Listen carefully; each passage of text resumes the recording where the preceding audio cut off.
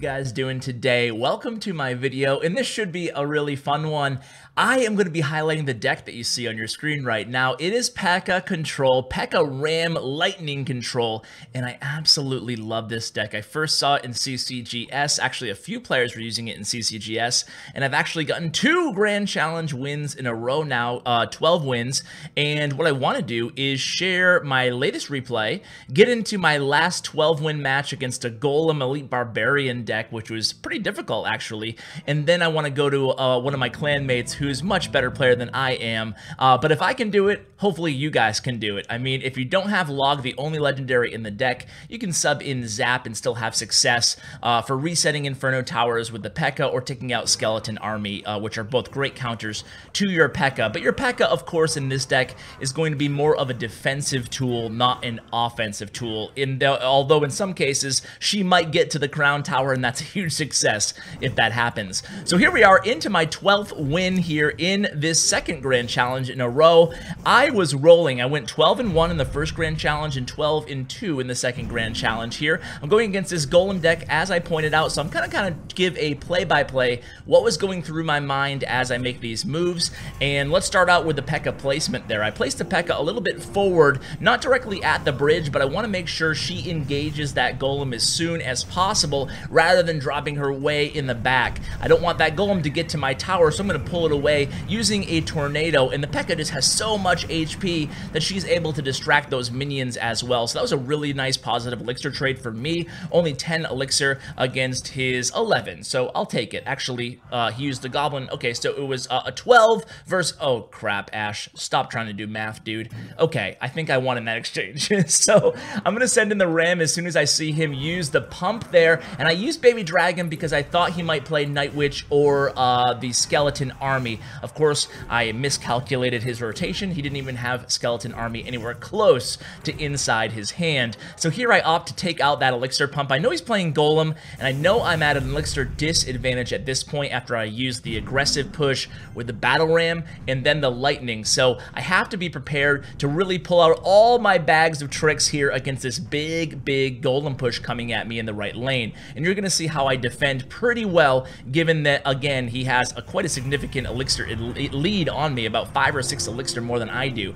So the PEKKA's drop first. I'm not going to use my Log here because I want to wait for the Goblin gang. Instead, I use Tornado. I pull everything together, and then I use the Log as soon as the Goblin gang is on the board there. Now I'm going to use Baby Dragon. You can see I'm almost cycled all the way back to Tornado. This deck actually cycles pretty quickly. Despite his Lightning, I'm able to really mitigate any huge damage done to my right tower. He is in the lead at this point still, but I feel pretty confident about my defense in this match. The PEKKA Control is a beautiful deck. It has great counters against really every popular meta archetype. That's why this deck is so strong right now. You are seeing versions of this deck, I should note, with the Dark Goblin instead of Goblins. So it's really up to personal preference. They both cost 3, or actually, they both cost 3.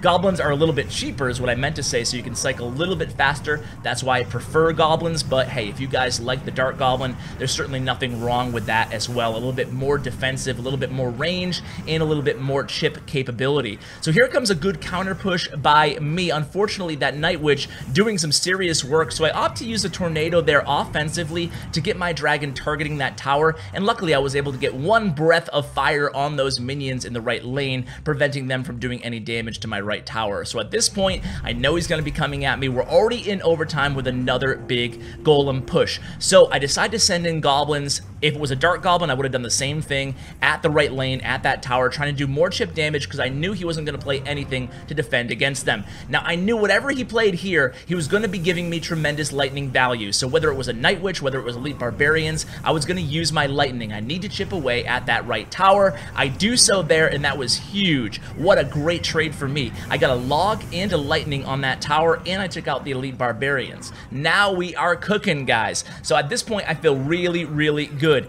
As soon as these Barbarians get 1 hit on that tower, and they do, I know I have it within Log and Lightning range. So at this point, I know I have the game in the bag, but I want to be careful. I know he has Elite Barbarians. I know he has Lightning, so you never want to be too careful, right?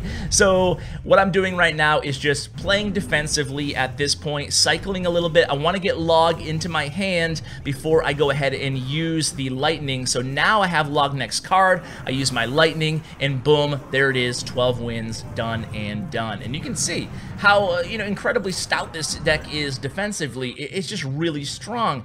Pick a deck, even a Three Musketeer deck, this deck does surprisingly well against it. You can shut down lane pushes with the P.E.K.K.A, and obviously you have the Goblins, the Goblin Gang, if you want to swap in for Dark Goblin, and of course you have the Tornado and the Lightnings to pull those Musketeers together and use the Lightning against them, or just use the Lightning straight up against the Three Musketeers. So that is basically the deck. Now I want to go ahead and cover Clasher using this deck. He's also had tremendous success with the deck, as have so many pros. Clasher is one of our contracted players in Elite Gaming. We're actually getting a lot of contracted players lately. We have, I think, around 20-ish, 24 or something like that. So we're excited to have a lot of new players, a lot of new faces in the clan, and things are vibrant and good and positive. So yeah, I don't know why I'm giving you a health report on my clan, but hey, hopefully you guys are interested. So there we go. Let's go ahead and get into his first replay here against somebody from Full Attack, which is Galadon's clan.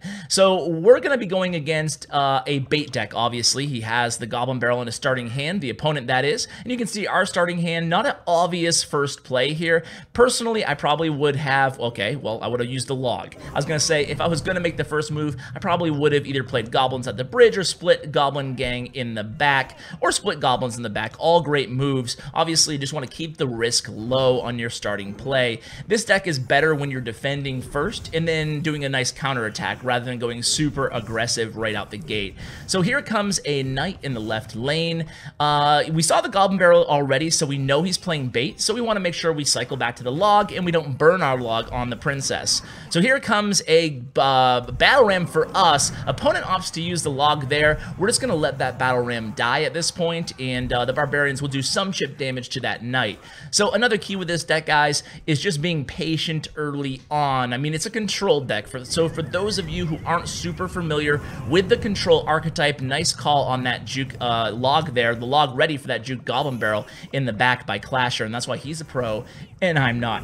So you can see basically defense, a lot of defense here, and by this point, about halfway through regulation here, we know every card in the opponent's deck except for Rocket. So Inferno Tower was played, we know he has Inferno Tower, and just barely that Knight staying alive, clinging on to health there, and but he's going to be taken care of in the right lane. But you can see, so far, nobody's done damage to either of the opponents, right? So all the towers pretty much at full health, a little bit of damage off the right towers. So Clasher decides, and this is a good part in the match, when you know what they're playing as far as all their cards, this is a good time to play the P.E.K.K.A in the back if you know they're not playing any sort of a beatdown. If they're playing any sort of a beatdown deck, Giant, Golem, etc., you want to make sure you're saving your P.E.K.K.A for when they drop their tank. Sometimes you might not even be playing the P.E.K.K.A until double elixir time if that's when they're going to be dropping their first Golem or their first Giant or something like that, especially Golems obviously being so prevalent in the meta right now. So make sure you save your P.E.K.K.A. We actually saw in CCGS, I forgot who it was, honestly. It might have been Suarez, I don't even know, but somebody, there was a long stalemate in one of the matches, and one of the players who was playing P.E.K.K.A control just played the P.E.K.K.A after about a minute of nobody playing anything, and then immediately the opponent dropped the Golem in the opposite lane, and that was it. It was GG after that. The Golem took out the tower, the P.E.K.K.A was wasted, we couldn't cycle back enough to cycle back to it fast enough, and yeah, that's all she wrote. So that was a really good tornado by Clasher in the left there. You might want to go ahead and rewind and check that out in case you missed it. That's exactly where you want to drop your tornado if you want to mitigate all damage done to a Goblin Barrel. It's actually about 2 tiles below the Crown Tower. So in the meantime, you can see Barbarian and a Baby Dragon getting to that right tower, both players being good sports. I like it, I like it, I like it. Speaking of Suarez. So let's go ahead and go on to the next match. That's not a dig at Suarez, that's a props to Suarez. So let's go on to the next match here. Let's see, he's playing Kev here, and this was the 10th win of his Grand Challenge here. So let's see how he handles this Golem Night Witch deck.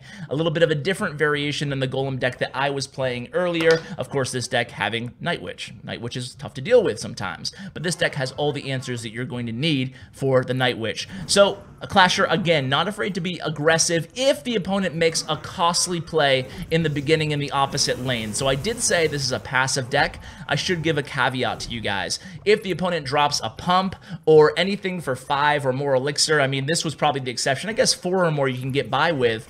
Then you want to go ahead and punish in the opposite lane. Now, obviously, if you don't have Battle Ram in hand, just use the Lightning, as you can see Clasher did early. And look at this early lead he has, just simply by punishing when the opponent plays a costly unit onto the map. Whether it be a Night Witch, you're going to punish in the opposite lane. Now, when you punish, I'm talking really fast here, huh, guys? Now, when you punish in the opposite lane, one thing you want to be cognizant of is that you're not only trying to do damage to the lane that you're pushing, but you're also trying to mitigate the power of the push, the amount of elixir the opponent can spend on their push in the other lane. So that's why pushing the other lane is so important against beatdown decks. So here we go here. A Night Witch played at the bridge behind that Golem. Tornado just so incredibly good. Maybe a little bit early on that Tornado, but hey, easy for me to say. I'm not playing, I'm just watching. So at this point, like I said, Tornado would have been nice to have around, you know, maybe 5 seconds ago when the Golem was about to die. That way, everybody would have died to that baby dragon. Either way, it's still a very nice defensive sequence there for Clasher. Doing, you know, what, a few hundred damage to the left, taking a few hundred damage to the left tower, but we still have a really nice lead going into overtime, where this deck is one of those decks that's probably just as strong in overtime, or in double elixir time, excuse me, as it is in regulation. So a lot of decks such as Beatdown do get stronger in when you get to double elixir time, so you have to be aware of that depending on what deck you're playing. Whereas like a Hog deck typically gets weaker when you go into double elixir time. So here we're going to attack the right lane again. Even though we didn't get damage onto that right tower, it's important to point out again, guys, that we did stop his big push behind the Golem. Now it's just a solo Golem. That's not a big deal at all. We could use a Tornado here. We do a little bit late, unfortunately, on that Tornado. We do take some damage to that baby dragon in the right lane, and Clasher gives him a well played. At this point, it's really anybody's match still. Now we're not in the lead anymore, so it's kind of a tall task to go against a Golem deck in double elixir time. A Golem pump deck at that. So this time, the P.E.K.K.A there, I think he kind of was paying too much attention, Kev that is, to the right lane, and this will happen with this deck sometimes. If you can keep the pressure to both lanes, it's really, this deck kind of plays itself. You can do a good job of sneakily getting that P.E.K.K.A to the tower, and that's exactly what happened in this match for the 10th win there for Clasher. So GG to Clasher there. Now let's watch one more replay from Clasher to give you guys a feel for the deck. Let's go on this one here. What is he playing this time? It's a Night Witch Tornado deck. What is this? I already watched the replay, but I recorded this actually last night. I'm rewatching right now, so I kind of forgot what I recorded. Way to go, Ash. Way to go. So, Princess played in the back. Oh, it's kind of a funky deck because it's a Ice Wizard in there as well. But with this deck, I should note that, because some of you might ask, what about, okay, I've seen this deck before. It's the Hog Tornado Night Witch deck with Lightning. It's actually a really good deck that he's going against here. But some people are probably going to ask, how do I deal with like a Lava Loon deck or a Lava Hound deck with this deck? And it, you know, I mean, the answer is pretty obvious, right? You're going to be relying heavily on Lightning and Tornado, or Lightning and Tornado to stop the Lava Hound especially. Against the Hog deck, obviously, Tornado is awesome. You can activate your King Tower early on, as Clasher does right here. Make sure you know your Tornado placement. You guys should probably know by now. It's basically one square above the corner, the front corner of the King Tower is where you want to aim your Tornado to activate your King Tower against a Hog Rider. Same thing goes with a Knight. If a Knight comes in your lane full health, go ahead and stop him or activate your King Tower with a Tornado. And think about it, guys. A lot of people who play Knight are also playing a graveyard deck. So having an activated King Tower against a graveyard deck is a really, really valuable asset to have on your side of the arena. So here comes a baby dragon following up these barbarians. Are they going to take out the Ice Wiz? I think so. They are indeed. Now they're going to engage this Night Witch, unfortunately doing no damage to her, but we have the P.E.K.K.A in hand. Let's drive a big P.E.K.K.A push here, and this is beautiful about this deck, right? You can drop the P.E.K.K.A on defense, and then you're going to have a really, really nice, lucrative counter push. This has to be answered. It's a P.E.K.K.A and 2 Goblins, but think about it. The P.E.K.K.A 7 elixir. It's a costly unit, but it shut down a Night Witch and a Hog Rider. That's 8 elixir. So already we're winners here, and we're forcing our opponent to use a few other cards defensively to stop the P.E.K.K.A on the other end. That's why P.E.K.K.A control is all about really strong counter pushes. Not necessarily with the P.E.K.K.A, but the P.E.K.K.A is a good diversion, and you can hit the opposite lane with a Battle Ram, etc. So here it comes, that push again. This time we use a defensive lightning. Don't be afraid to use a defensive lightning, guys. It's definitely, you know, an important part of this deck. If you don't have a great answer, oftentimes I find myself using defensive lightning, mostly in that scenario, against a big hog push. Think back to the original trifecta or the new and improved trifecta, the Valkyrie, the Hog, the Musketeer, or the Valkyrie, the Valkyrie, the Hog, and the Executioner. Either way, if all 3 of those units are near the bridge or coming at you, it's a great lightning value. You should take that all day, every day. So here we haven't done much damage to the opponent. Clasher, are you even going to win this match? So here comes a big push, and he brings everybody into the center. Is he going to be able to get this P.E.K.K.A anywhere close to the tower? A good defensive tornado by his opponent there, but check this out. P.E.K.K.A is still alive. Is she going to get one hit? She does! And just one hit by that P.E.K.K.A. It makes this a game again. It brings it down to 1442 HP. Wow, what a strong unit here. Now, I would not be afraid to use lightning here if I was Clasher. Prevent that Hog from even reaching the tower. He opts to just defend instead, knowing the opponent has lightning, so a risky move there. I might have just, again, used lightning myself there defensively, but let's see how it works out for him. He has lightning in hand now, and he's able to use it on offense, so this is going to be trouble for the opponent. Look at what they have in their hand. Not a lot, right? It's going to be a Night Witch, a Skeleton, and that's about it. So another tornado here used, getting everything sucked together, and there it is, the monster push, taking down that left tower. Wow, what a glorious feeling it is, taking down a tower with such, I don't know, steamroll force like that. I really enjoy watching those, especially when it's a close game. So guys, that's going to do it for this deck review. I hope you have success with the deck. Again, you can sub and zap if you need to for the log. Guys, huge shout out to my YouTube partner, Bren Chong. You can find his information in the description below. Thank you so much for watching, and as always, take care, guys.